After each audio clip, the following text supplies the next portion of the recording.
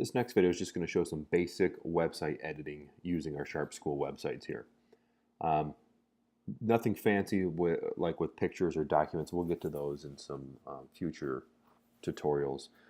But just to do some basic editing of the names, fonts, that kind of stuff. And pretty much it's very similar to what you would do in Microsoft Word. So if you want to edit a page, make sure you are on that page. And on our school or our teacher websites here, the two main ones to start that you're going to be able to edit are going to be your home page here and then your courses page. So to edit this page here, click on Page Properties, go to Checkout and Edit Page. So scroll down a little bit. You don't really want to change anything here. But down here where it says Page Content, this is where you can change what's here. For name, go ahead and double click on that and type in your name. Grade, subjects taught, again, this is, if you're third grade, you just type third grade. If you are high school and you teach social studies or history and American government, type those in.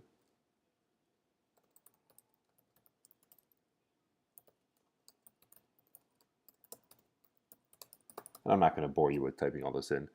Just want to show you a few things here. We're also asking, though, that you do put your education on here. Again, we're just trying to promote higher education with our students. So for your bachelor's, type in the university you went to.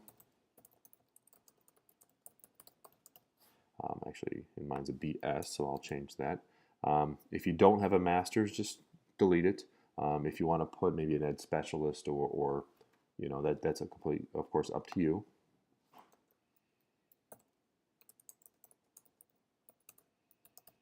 And then professional biography, just come down here, type in some information. We're not looking for personal information on here. If you want to put that of course is up to you, but just kind of your professional, how'd you get into teaching, why do you love it, that kind of information. Of course, this is your page. Put whatever you want on here. This is up for you. If you want to add some other information, here's the time to do it. Like I said before, we'll look at how to do the picture here in a further or a future tutorial. A couple other things you can do is if you want to change the font size or styles, just like you would in Word, highlight it. You can choose a different font. You can choose a different size. You can bold it. You can italicize it, change the colors, and so on. As a general rule, we are using Tahoma size 3 as our standard, but on your website, use what you want, of course. I'm going to also, when you're done with that, either at the bottom here or at the top, you're going to want to hit Publish. And I just want to talk about these 3 buttons really quickly. Cancel is if you did something on here but you don't want to save it, you kind of made a mistake or decided not to follow through with it, you'll hit cancel.